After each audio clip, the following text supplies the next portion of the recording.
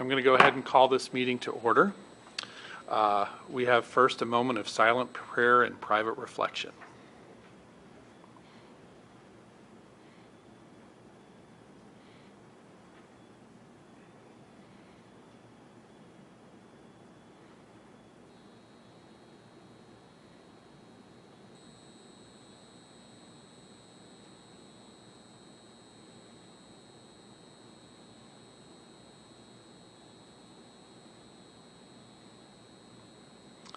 Let's go ahead with the roll call. Archana Ayar. Lisa Roman. Here. John Masden. Here. Al Niederman. Here. Eric Ordan. Here. Would you please join me in the Pledge of Allegiance? I pledge allegiance to the flag of the United States of America and to the republic for which it stands, one nation, under God, indivisible, with liberty and justice for all. We don't need an executive session tonight, do we? No. No. Okay. Well then, let's get to some business. The annual bond update. Thank you, Mr. President, members of the board. According to ARS 15-491K, the district is required to hold a public meeting annually between September 1st and October 31st until bond proceeds are spent, and at which time an update of the progress of capital improvements financed through bonding is discussed, and at which time the public is permitted an opportunity to comment. The bond report gives a summary of each bond project and the combined expenditures to date. And I have a visual, as always, up there on the screen. So this is the bond update. We currently have Series A and B that are in effect at this particular time. The second page of the PowerPoint presentation references ARS 15-491K as mentioned in the action item. So this is the first visual that actually references the voter pamphlet, the portion of the voter pamphlet that showed voters exactly the breakdown of the bond expenditures and the categories in which they would be spent, divided up between non-administrative purposes and administrative purposes. You can see the areas of constructing, remodeling, renovating, and improving school facilities, buildings, and grounds, including supplying and upgrading technology, furniture and equipment, and maintenance vehicles and White Fleet are contained in that first section. We also have a breakout of improvements to athletic fields, pupil transportation, and then the administrative purposes of constructing, remodeling, and renovating. So for the fiscal year 22 report, we have total expenditures of just over $2 million for bond expenditures, all of which were contained in that upper category in non-administrative purposes for constructing, remodeling, renovating, and improving school facilities, buildings and grounds, including supplying and upgrading technology, furniture, and equipment, and maintenance vehicles and White Fleet.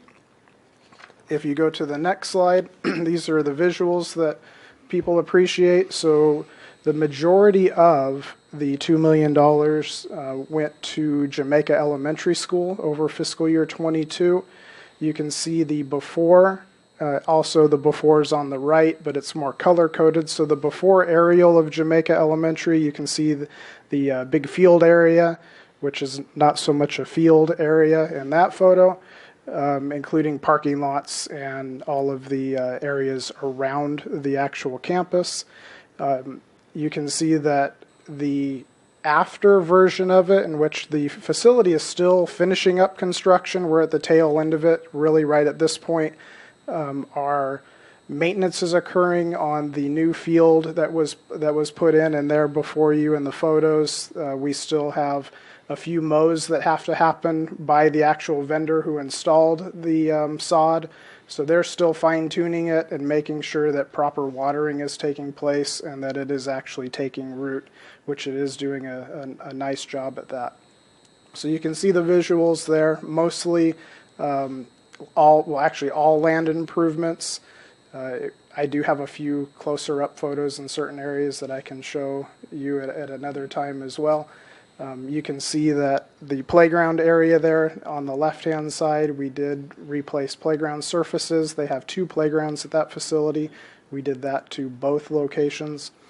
Just a lot of, just really night and day difference in improvements from fencing, and we'll see that here on the next slide, a breakdown of it, and the construct, remodel, and renovate of the campus. Land improvements included fencing and walls, walkways, stairs and ramps, playground surfaces, fields.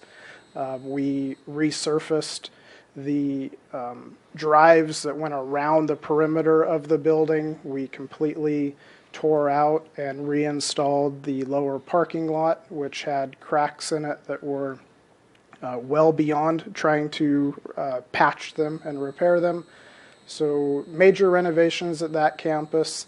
This campus also, at the same time, we had a joint, well, it wasn't part of the bond, but we had a joint project going through the school facilities board and replacing the cooling tower at that location throughout the summer months as well. So the state picked up a major part of these renovations and improvements to this facility by way of a cooling tower, which was about $700,000 or so, if I remember correctly.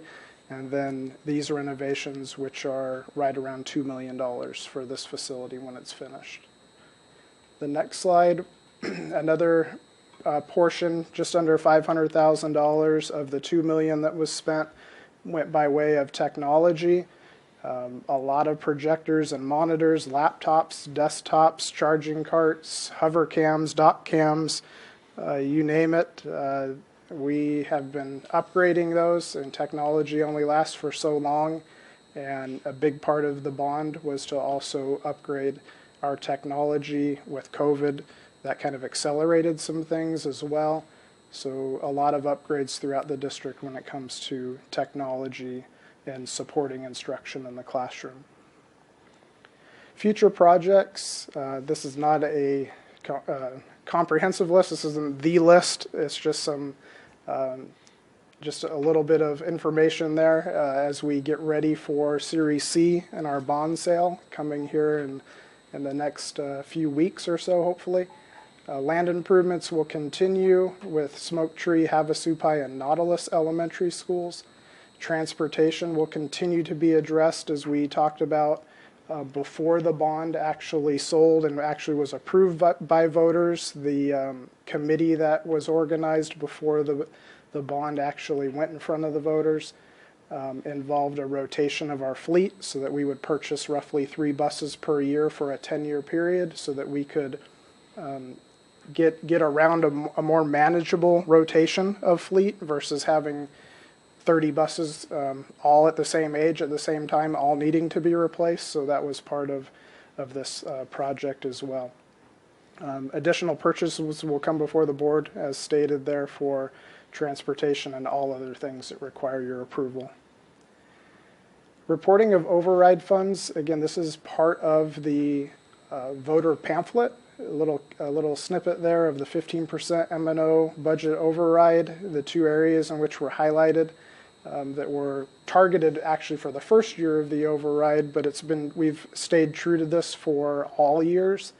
We have been committed to trying to improve salaries, to address our rising costs of insurance and benefits, which is a problem no matter where you go. The rising cost of insurance is definitely a reality. So part of the override, 15% override, went to one-time cost of living adjustments each year as we go through budget committee.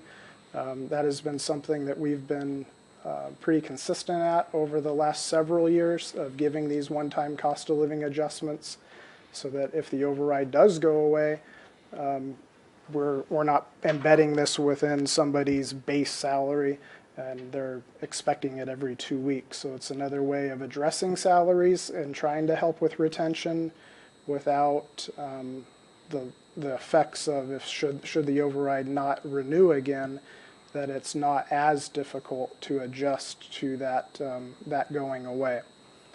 Still would hurt no matter what, but it's not embedded within the 2 weeks. So full day K, elementary specials continuing to keep medical coverage at 100%, where the district pays insurance premiums at 100%, and reducing athletic participation fees. Before the bond, they were $800. They're now currently $400, so we cut those in half, all by way of the support from the M&O override.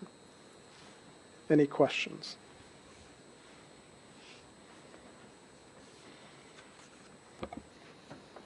Are any of the projects that are still remaining geared towards making our schools ADA compliant, or are those mobility issues resolved?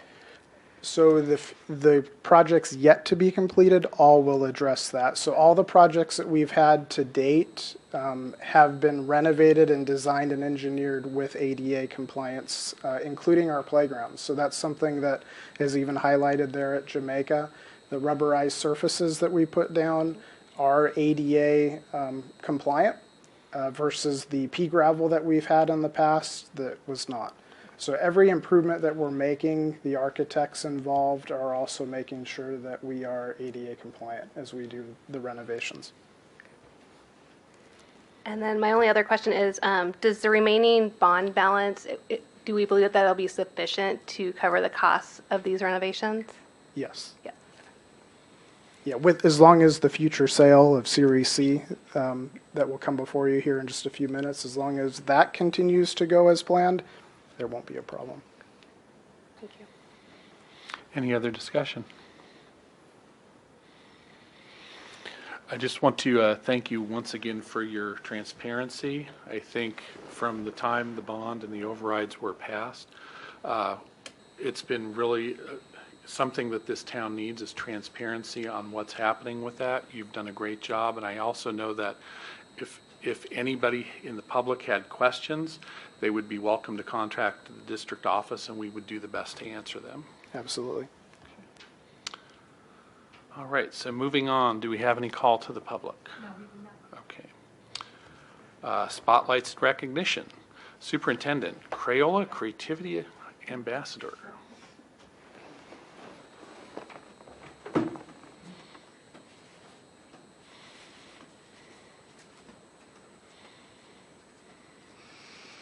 Thank you, Mr. President. Members of the board, we have two recognitions this evening, both from Starline Elementary, so I've asked Mrs. Sotner to join me here as we do that. And first, we would like Jody Biasucci to join us at the front. So we would like to congratulate Jody as she serves as our Starline Elementary art teacher. But tonight, we're recognizing her work in art education that builds deep core knowledge connections for students, and also her commitment to her profession.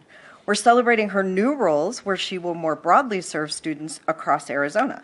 She's been named the new secretary for our local Rotaract, the new chairperson for the Arizona Art Association's Western Arizona region, and Jody was also recently named a National Crayola Creativity Ambassador for 2022. Crayola Creativity Ambassadors are art educators who have been recognized for championing creativity and helping to build creative capacity with their students, fellow teachers, families, and community. We're so excited to have her leadership in our art program and to see her work during Crayola Creativity Week. Congratulations. Take a picture.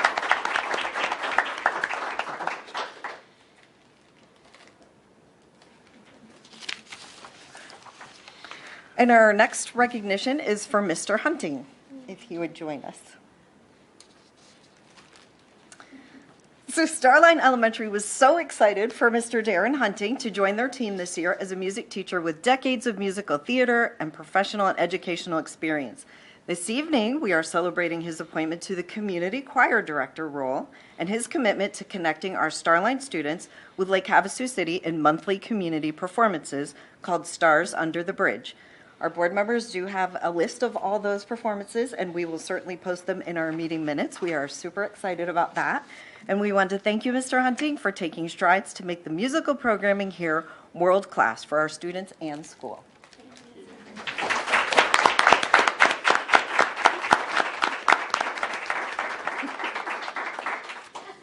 Thank you. Next up, we have the Lake Havasu City Education Association, Carol Nowakowski.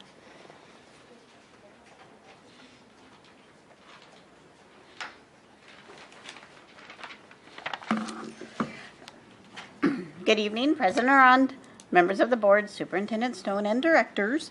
I'm here to remind you, we are nearing Election Day. 3 weeks and counting, mail-in ballots have been sent out, early voting is available. We encourage everyone to read up on the candidates and propositions and make educated decisions at the ballot, especially in the areas of public education. When we meet again, it will be American Education Week, November 14th and 18th. So I'm putting that out there now so we can prepare. With Monday being the kickoff day, Tuesday being Family Day, schools are encouraged to invite parents on campus. Wednesday is November 16th is Education Support Professionals Day, which there'll be more to come for that. Thursday, November 17th is Educator for a Day. Take an opportunity to invite community leaders on campus to experience the day as educators and the challenges of teaching.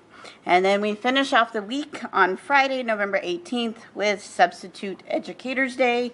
And this is where we will want to recognize our substitutes that are on the campus taking care of us when we're not able to be there. Any questions? That's my update. Thanks. Thank you, Carol. Moving on to the consent agenda. Do I have a motion or discussion? I move we pass the consent agenda as presented. I'll second. Kyle Niederman, Yes. John Maston, Yes. Lisa Roman, Yes. Eric Moran, Yes. We're on to discussion items. There are none, so let's get right to the action items.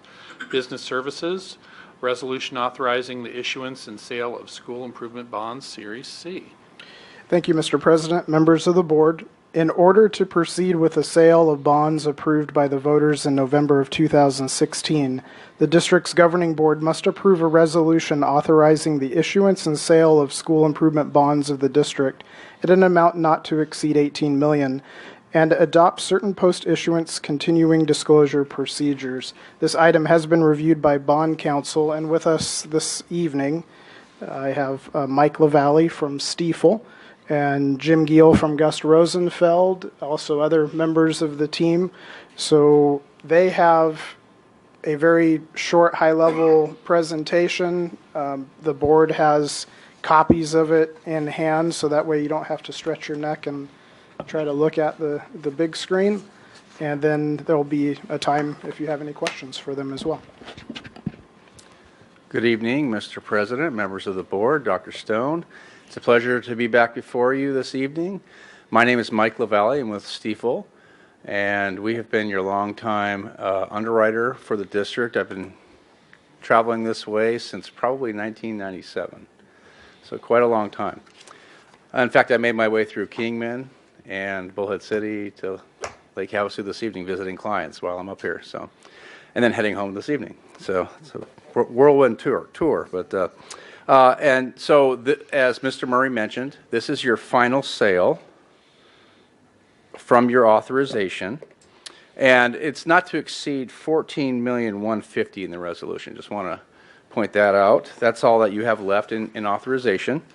And as Mr. Murray mentioned, we're joined by Jim Giel and Brandon Kaywood from Gus Rosenfeld. If you have any questions of a legal nature, they're the ones that drafted those long-winded legal documents, so if you have questions around that, they're here and able to answer any questions.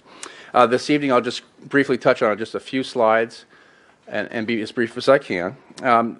Oftentimes bonds are repaid by a property tax, and that property tax is calculated based on the assessed valuation of the district. The assessed valuation of the district is made up of all types of property, residential, commercial, ag and vacant, so on and so forth. So this is your aggregate assessed valuation history. The blue bar is your net full cash assessed value. That's the beginning until you get to a calculation to determine the net limited property value, which is the red bar. The red bar is how you calculate your property taxes in the district boundaries, both your primary and your secondary. The blue bar, though, is still used not to calculate tax rates, but we use it to calculate your bonding capacity. There's a formula per statute to calculate your capacity. The district has plenty of bonding capacity way more than the 14,150,000, but all you have left from the authorization from the voters is 14 million. So we're maximizing just what you have left. A couple other things to highlight. You've had some significant growth, as you're aware. The blue bar is more unrestricted as to how it can grow. The red bar is restricted by the individual property owner. If a home, for instance, grows 15% market value year over year, the tax value will only go up to 5%. So if a home grows at 3% year over year, the tax value will go up to 3%, but it'll never go above 5% year over year. And so that's why you see the disparity between the red and the blue. The red just does not grow as quickly, and tax rates are based off of the red values. You have the last year. On the red, the most recent year, you had 7% growth. Now, why is that higher than 5%? Well, on an aggregate basis, the district can have more than 5% growth. It's on an individual property owner basis where it can only grow to 5%. So what that means is you actually have additional growth, new homes, new businesses hitting the tax rolls, in addition to existing properties, and that's a good thing. So that's just a snapshot of your assessed value history. The last couple years, the bottom row there of the percentage increases, you've been running at 6% to 7% growth in that red net limited assessed valuation, which drives your tax rates. I'll show you estimated tax rates here in a couple slides. Turning the page, though, to page 4. And this is why I give you handouts, because the font sizes get tiny, and I apologize to the audience, but this is your outstanding 2 bond issues from your authorization. So you had your first Series A sale in 2007. Voters passed the election in November of 16. First sale was in the spring of 2017. And then the second sale was in 2019 in November. So there was a Series A, Series B, and so this would just be the Series C in the final sale. The other things to point out on this sheet is the call features of those bonds. The bonds are callable. The 2017, the first column, right at the bottom there, callable 7/1/27, about basically 10 years out from the 2017 sale date. That's very typical. The bonds that are highlighted in yellow can be called in at the option of the district and paid off early, if it makes sense. So we track those bonds to see down the road if it makes sense to refinance those bonds for taxpayer savings. So we keep an eye on your outstanding debt for refinancing purposes. And so if rates happen to be low, you get closer to that call date, we would be talking to you about refinancing. If rates like where they are now are a little bit higher, maybe it doesn't make sense, but we do track that for you. One other point on this, and congratulations to the district at about 2/3 of the way down. Your rating in 2017 was a AA3. That is a solid rating for Moody's. Then you got upgraded in 2019 to a AA2. So you're going up the curve. So the higher the rating, the lower the interest rates. Okay, the better your credit, if you will. Then the district in between sales in 2021 got reviewed by Moody's, and they upgraded you to AA1. That's similar to AA plus. That's right below AAA. It's the highest rating of all the districts in the state. I mean, there's other districts that are AA1 as well, but you're up there with the highest rated districts in the state. So that's kudos to district staff and board for sound financial documents, audits, good fund balances, and everything like that. It's also kudos to the community. The great growth we've had, the assessed value growth.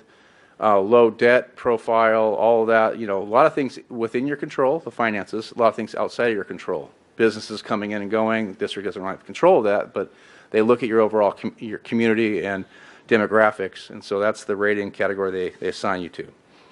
And so with that rating, now we will be applying for a rating for this bond issue. With your approval this evening, your consideration, we'll be applying for a review of this rating for this bond sale.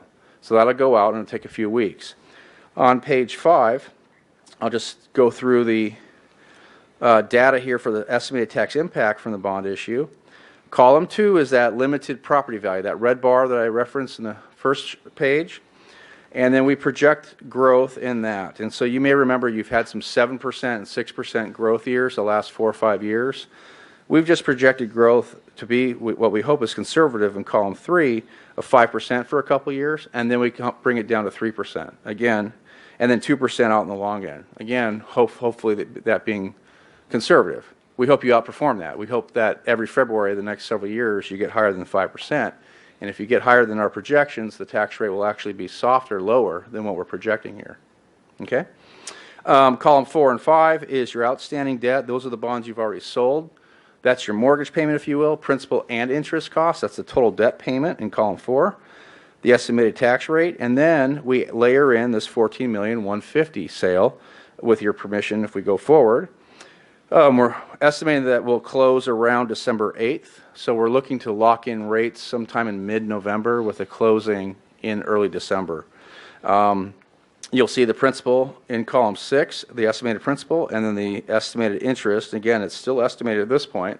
We'd be locking in that rate, and it's a fixed rate once we lock it in, again in mid-November. Right now, we just have a placeholder interest rate, average rate of 4.75%. We just finished 2 or 3, 4 bond issues for school districts across the state, Buckeye Elementary, Liberty Elementary, and Glendale Union in the past 3 weeks. The average rates are around 4.25% to 4.5%. So I'm hoping that this 4.75 is conservative, hoping to outperform it, but as you're reading out there, rates have been trending up. But we have some weeks where it's trending down a little bit, but rates are definitely up compared to previous years, and I'll show you a quick graph on that. However, so that's the structure. If you go to the far right, well, columns 11, you can see the estimated bond tax rate, including the old debt, this new sale of $14,150,000, that's the combined estimated bond tax rate over the next 15, 20 years. You can kind of compare that there to column 12, which is what we had in the voter pamphlet back in 2016. Based on everything we knew back in 2016, and again, in the voter pamphlet, we're very conservative in our estimates. You can see the estimated tax rate in column 12 was around 55 cents, almost all the way down, at least 10 years out. If you can compare that to what we hope to achieve after selling all your bonds after this last sale, you can see that tax rate starts to trend down a lot sooner than, at 55 cents, trends down a lot sooner, starting in a couple years. We also throw in there the remaining couple payments on your M&O override. And that's an estimate, but you see the estimated tax impact there. It's phasing down, as you're aware. And so we have that tax rate. So then we have a total secondary tax rate estimate. Right now you have 75 cents for this year in 22-23. It's estimated to be about 72 cents, including the override next year. But then you see that it will drop to just below 50 cents the following, without any activity around overrides or elections for future bonds. So that's the look on estimated tax rates. As I mentioned, the timing, we hope to lock in rates. There's a lot of things we need to do between now and being in the position to lock in rates. One is securing your rating, working on your securities document, which we'll be working with the lawyers and staff to wrap up here in the next few weeks. Lastly, I'll just touch on interest rates. I mentioned that rate that we're estimating right now of 4.75%. Well, you can see market rates since January, that top left graph.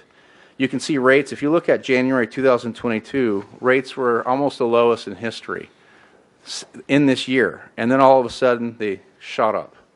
And that's the same with Treasury rates as well. Now, at 4.5%, 4.25%, in my career of 25, 27 years, 4%-ish bonds have been typical. What's atypical is locking in rates for you 2 years ago, 3 years ago of 2% money, 3% money. That's sort of atypical, although that's been typical the last 5 to 10 years with the federal government, Federal Reserve keeping rates suppressed. But previous to that, municipal bond issues trend between 3.5% to 5%. But you can see what's interesting is, though, it's pretty historic at how quickly rates have gone up. And we're hoping that it trends a little, the velocity of the increase trends a little less. And then we can lock in rates here in mid-November. With that concludes my presentation, but I'm happy to answer any questions, and you have a resolution in front of you. And the lawyers are here to answer any questions around the legal language. Any questions? I just have one for Mike. Is there a correlation between our Moody's rating and the number of sleepless nights you have worrying about the budget? Could be. I actually haven't run those numbers. Yeah, we'll run those numbers. Great question. Do I have a motion? I move that we approve the presentation as presented. I'll second.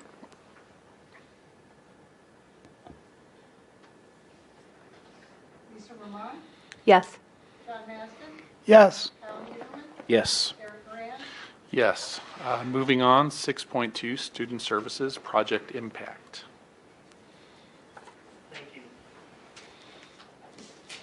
Thank you.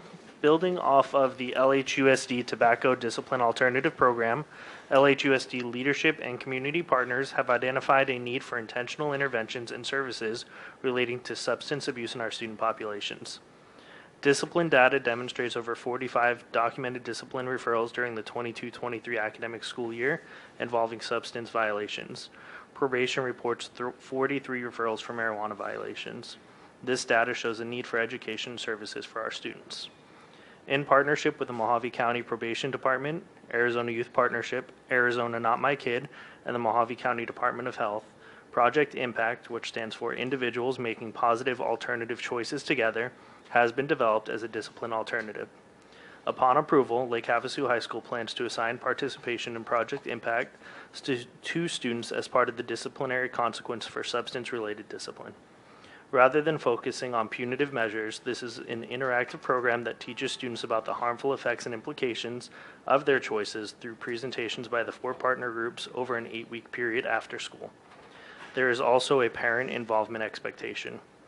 Project Impact meets probation education requirements for all students through the Mojave County court system. Mojave County Juvenile Probation Department will present on the dangers of fentanyl. The Health Department will present on addiction, refusal skills, and decision-making through a program called Health and Opioid Prevention Education, developed by Wright State University. Not My Kid will present on life skills through a program developed by Botfins. AZ Youth Partnership will present on goal setting, the effects of alcohol, and the effects of marijuana use through the Too Good program developed by the Mendez Foundation. All programs and lessons are evidence-based. Programs like Too Good have also been recognized for their positive effects on behavior and named model programs by groups such as the SAMHSA and What Works Clearinghouse. All activities and lessons are available for review at the district office at any time, and this program will be facilitated after school once a week at Lake Havasu High School in partnership with the community partners. This program has been reviewed by legal counsel, and we do have representatives from all of our partners here tonight if you have any questions. Questions? So the program takes place over 8 weeks. How long are the lessons? About an hour, or is it longer than that? Correct. We're planning for about an hour each week. Okay. What is SAMHSA? SAMHSA, that's the Substance Abuse and Mental Health Service Administration. It's the federal agency for that. Oh, good. With parental involvement with this, how is that going to be implemented? So we are going to have, do I need to go to the mic or mic, please? Okay. That would be good. I'm sorry. That's okay. Oh, and if you wouldn't mind introducing yourself as well. My name is Ricardo Deanda. I work for Arizona Youth Partnership. I do drug prevention for youth across Mojave County.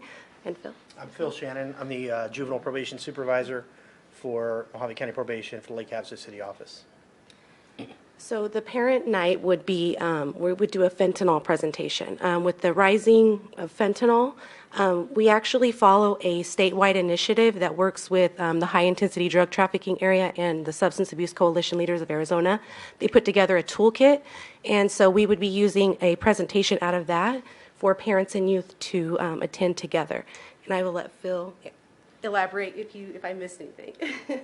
No, I think you got it. The rise of fentanyl in the United States is incredible. 80% of fentanyl in the United States comes through the Arizona border. It's definitely a problem in our area. We have juveniles that are on probation that are actively testing positive for fentanyl. They know it's fentanyl, they're still taking it, and they know the effects of it. So That's a very important piece. We want the parents to be there. We want to let them know about the Good Samaritan law, where if a student is at a location where drugs are being used and somebody's overdosing, they can call the police. There won't be any consequences for them.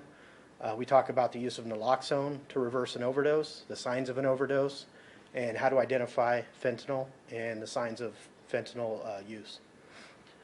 And if I can add in, as we went through the process of designing this, we all felt it was very important to have parent involvement.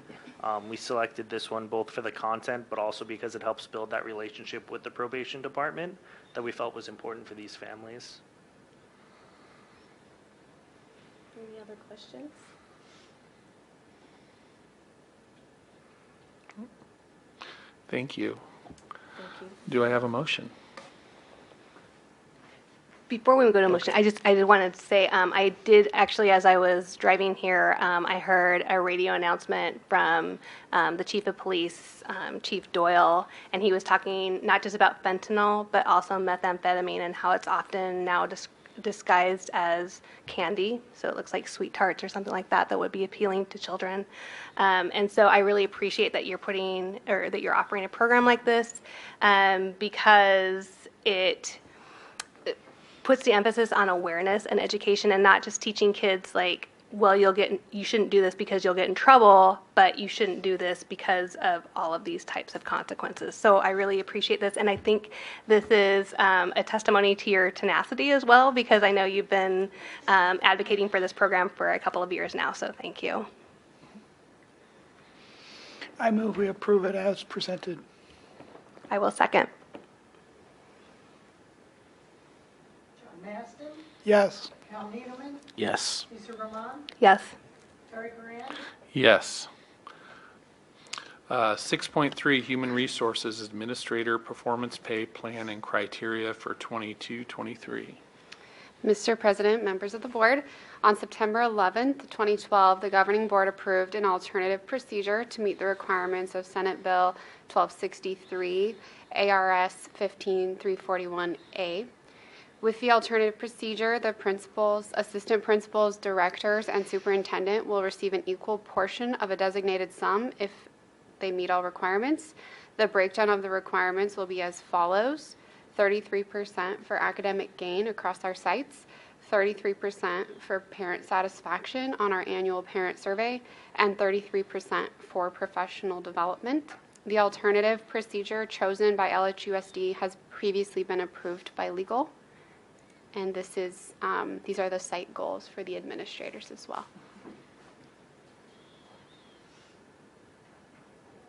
Any questions, comments, motion?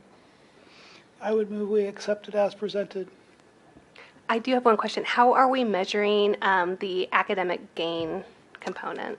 So it is based on their school site goals, which is our next action item. It's through pre-post test assessment data. It's also through a professional development plan that our administrators help to facilitate and lead. Thank you. And I will second the motion that's already on the table. That's it.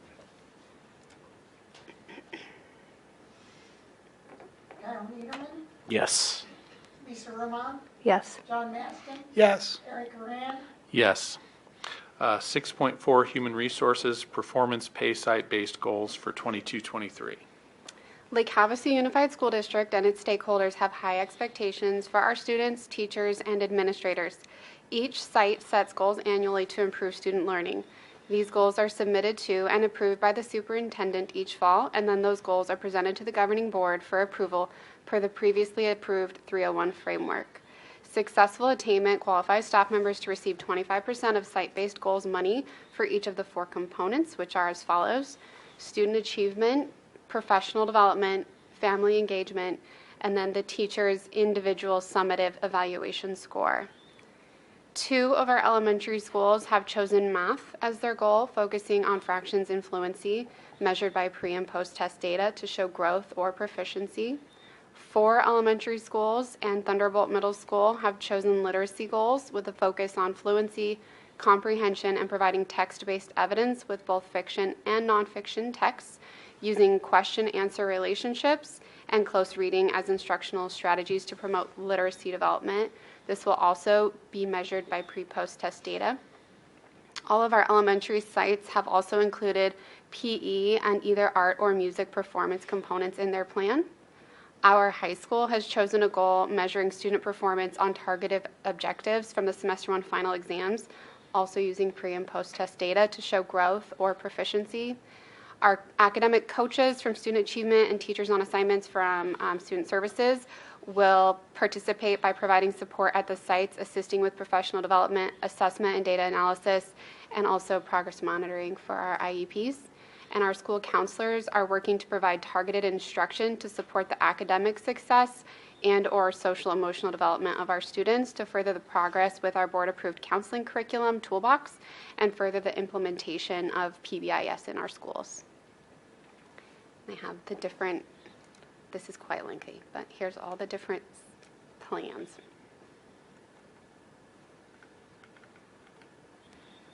So some of the goals are site-specific, but the academic coaches, teachers on assignments, and the school counselors, each site has those faculty that will be working on those goals.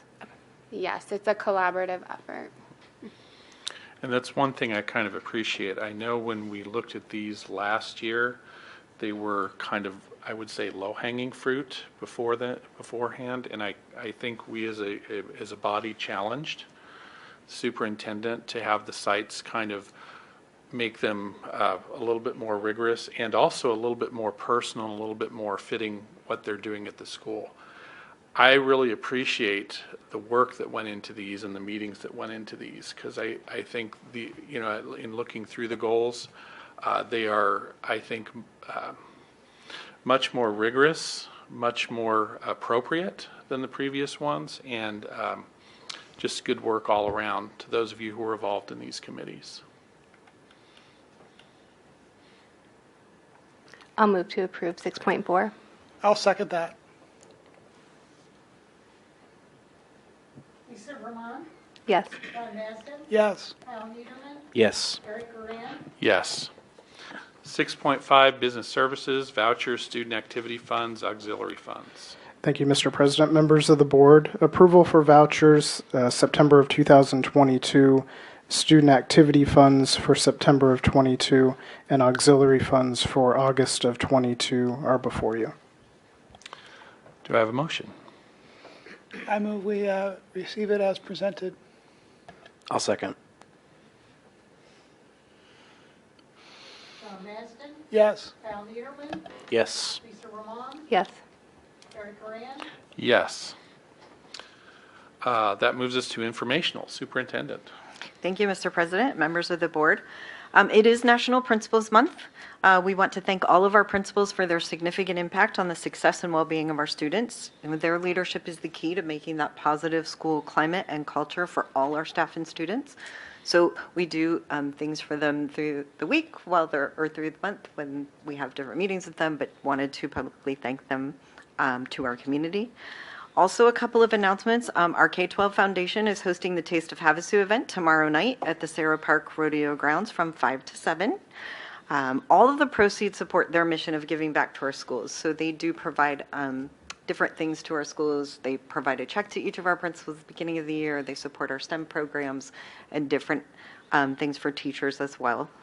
So if people have a time to go out and do some tasting from our participating restaurants, that would be great. And also just a reminder that Rachel's Challenge events are happening in our schools next week, and we are hosting a community event on Thursday evening at 6 p.m. in the Lake Havasu High School gym. The focus of this work is to promote safer, more connected school communities, so we hope our community is able to come out and attend and partner with us in this work. Any informational from governing board? Ms. Nowakowski stole my thunder. I was going to remind everybody to vote and to do the research because we will have an election between now and the next governing board meeting. Do we have any more call to the public? No. Any board suggestions for future agenda items? Press, media, clarifying questions? Then I'll take a motion to adjourn. So moved. I'll second. John Maston, Yes. Kyle Niederman, Yes. Lisa Roman, Yes. Eric Duran, Yes, we're adjourned.